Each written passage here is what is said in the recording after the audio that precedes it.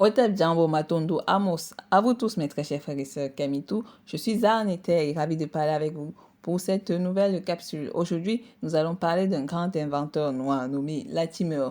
Qui était-il? Qu'a-t-il réalisé? Nous allons le découvrir tout de suite. Aussi, n'hésitez pas à liker et à partager la vidéo. Il nous faut atteindre la barre des 100 abonnés la famille. Alors, sans plus tarder, nous allons commencer la vidéo. Donc, qui était Lewis Howard Latimer? Il est né le 4 septembre 1848 à Chelsea, dans le Massachusetts. Le Chelsea dont je parle, c'est une ville de Chelsea qui se trouve aux États-Unis. Il ne s'agit pas de Chelsea des Angleterres. Certes, vous connaissez très bien l'histoire des Amériques et le massacre des Amérindiens. Donc, vous savez que de nombreux colons étaient d'origine anglo-saxonne et il était possible pour eux, bon, évidemment, ils se croient tout puissants, ils sont venus nommer des villes qui avaient des noms, évidemment, des peuples de cette terre, en mettant des noms, évidemment, des nomenclatures occidentales, voire européennes. Voilà. Locodermique, si vous préférez. Donc, il est le cadet de 4 enfants de George et de Rebecca Latimer. George Latimer travailla comme esclave pour divers propriétaires en Virginie jusqu'à la fin de 1842. Quelques mois après avoir épousé Rebecca Smith, le jeune couple décide de fuir vers les États abolitionnistes au nord de la ligne de Mason-Dixon pour sortir de l'esclavage et assurer à leurs enfants de meilleures conditions de vie. Le couple est arrêté à Boston sur demande de leur propriétaire James Gray après un procès houleux. Il est décidé que George Latimer soit rendu à son maître. Mais des abolitionnistes tels que Frederick Douglass, que vous connaissez très bien, qui était également un esclave noir qui s'est affranchi, et Williams Lloyd Garrison, qui est un leucoderme, qui est un philanthrope. Évidemment, nous ferons aussi les séances des philanthropes, c'est-à-dire les personnes qui utilisent la cause des Noirs pour se faire voir, car c'est vraiment quelque chose d'extrêmement dangereux et de très néfaste. Donc faites attention lorsque vous verrez, par exemple, sur des vidéos qui parlent des Afriques, sur des trucs qui parlent des Noirs, lorsque vous voyez un leucoderme, il faut faire très attention. Donc, ces deux personnages se proposent d'acheter sa liberté. James Gray accepte le rachat pour un montant de $400. Sachez qu'à cette époque, $400 représentaient énormément d'argent, pas comme aujourd'hui. Mais bon, pour ceux qui n'ont pas beaucoup de moyens, $400, ça représente toujours beaucoup d'argent aux États-Unis. Comprenez que la valeur de l'argent a augmenté, donc ce qui veut dire que beaucoup de choses sont plus chères qu'avant. Et pour le comprendre, je vous envoie sur mes vidéos sur la mondialisation pour que vous compreniez la situation.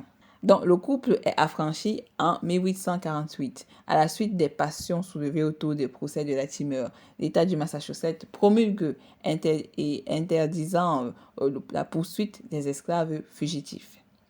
George Latimer travaille comme coiffeur, barbier et tapissier. Lewis suit les cours de l'école primaire jusqu'à l'âge de 10 ans à la Phillips Grammar School de Chelsea. Il aide son père dans son activité de tapissier, puis il devient employé de bureau dans le cabinet de l'avocat Isaac Wright. Le 16 septembre 1863, lors de la guerre de sécession, trichant sur son âge, il s'engage dans la marine. Il est matelot de l'USS Massachusetts. J'arrive pas trop bien à lire ces noms leucodermes. En 1879, il déménage à Bridgeport, dans le Connecticut, et il est embauché par Hiram Maxim en tant que directeur adjoint et dessinateur de la société américaine US Electric Lighting Company. Maxim, qui est le principal rival de Thomas Edison à l'époque. Lewis saisit cette occasion pour en apprendre davantage sur l'industrie électrique. En 1881, il va breveter avec son ami Joseph Nichols la première ampoule avec filament de carbone. Avant cette découverte ingénieuse pour l'époque, des filaments sont déjà réalisés par Thomas Edison, mais ils sont en bambou et brûlent au bout de 30 heures. En 1884, à la demande de Thomas Edison, Lewis devient ingénieur de la Edison Company. Il sera le seul noir dans l'équipe de recherche composée des scientifiques qui va diriger avec Edison l'installation du système de la lumière électrique à New York, à Philadelphie, à Montréal, au Canada et à Londres, en Grande-Bretagne. Il faut quand même essayer de savoir ce que c'est que la lampe à filament de carbone, ou couramment appelée lampe électrique ou lampe à incandescence. Donc, c'est un luminaire électrique qui éclaire en portant en incandescence par effet Joule, un filament de tungstène, le métal qui a le plus haut point de fusion, 3422 degrés Celsius. Expérimentée au milieu du 19e siècle, la lampe à incandescence perfectionnée au cours du 20e siècle est devenue au cours de ce siècle la principale source d'éclairage. Au 21e siècle, sa mauvaise efficacité lumineuse fait préconiser officiellement d'autres procédés. Le filament de carbone sous vide des débuts a disparu après la mise au point du filament tungstène sous gaz noble. Ce procédé dit classique s'est maintenu après l'invention de la lampe à incandescence halogène, plus chère, dont le gaz régénère le filament lorsqu'il se sublime sous l'effet d'une température élevée. Les lampes classiques durent d'autant plus longtemps qu'elles éclairent plus mal. Les industriels fabricants se sont entendus pour produire des lampes d'une durée moyenne de fonctionnement de 1000 heures. Cet accord entre les membres du cartel Phobos a suscité de soupçons d'une entente illicite, destinée à conforter le profit de l'industrie plutôt qu'à permettre la coopération, la comparaison entre les produits. En ce qui concerne la carrière de Latimer, démobilisé à la fin de la guerre de 1865, il retourne à Boston, où après divers emplois, il est embauché en 1868 par le cabinet Crosby & Cole, spécialisé dans le droit des brevets et suite à des cours de dessinateur industriel et ses qualités de dessinateur industriel, indispensables pour la rédaction du brevet, lui font obtenir une promotion au sein de Crosby & Cole. Il devient le chef de service des dessins industriels, passant d'un salaire de 3 $ par semaine à 20 $ par semaine. Le 10 février 1874, il dépose son premier brevet concernant l'installation d'un clapet mobile au bout de la conduite d'évacuation des toilettes des wagons pour passagers des chemins de fer.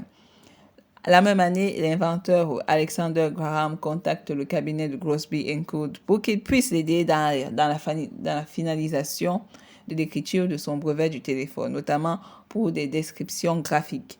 La mission incombe de Lewis Latimer, qui devient son assistant jusqu'au début du brevet du 14 février 1876, juste quelques heures avant le dépôt d'un brevet par Elisha Gray pour un appareil similaire. Pendant les années, il sera le témoin expert des batailles judiciaires sur les brevets de Thomas Edison en 1890. Latimer publiera un livre de référence, The Book Incandescent Electric Lighting, le livre d'éclairage électrique incandescent, un guide technique pour ingénieurs et électriciens. Plus tard, Latimer continue à travailler sur d'autres inventions et à enseigner ces techniques jusqu'à sa mort. Il a enterré auprès de sa femme Mary Wilson et il eut également 2 petites jolies filles, Emma Janet et Louise Rebecca. Bon, ce que l'on peut quand même retenir de ce personnage, c'est sa bravoure. C'est quand même comme tous les inventeurs noirs dont je vous ferai l'histoire, ce sont des êtres extrêmement courageux. Ils ont vu les situations dans lesquelles ses parents ont été, c'est-à-dire qu'ils étaient toujours esclaves, vous comprenez? Et en ce qui concerne cette période, il était absolument difficile de voir un noir pouvoir faire ce style de métier. Comprenez que dans l'histoire qu'on nous présente, et c'est pour ça que je vous demande de faire extrêmement attention aux sources numériques et aux sources papier, parce que beaucoup de personnes disent qu'il faut beaucoup lire, il faut beaucoup voir les vidéos et les trucs sur Internet. Sachez que de nombreux documents sont falsifiés depuis des années, depuis des siècles, pour évidemment faire disparaître l'homme et la femme noire des livres, pour faire disparaître les idées que les hommes et les femmes noires ont apportées. Donc il va falloir faire extrêmement attention. Et je vous dis de faire extrêmement attention au livre des africanistes. Évidemment, vous l'avez compris, on nous a longtemps bassiné que Thomas Edison était le créateur de la lampe électrique, alors qu'en fait, ce n'était pas lui. Comme vous l'avez compris, sa lampe brûlait au bout de 30 heures. Et donc Latimer a trouvé un moyen de faire durer ce procédé en utilisant les filaments de carbone dont je vous ai quand même défini un peu les termes.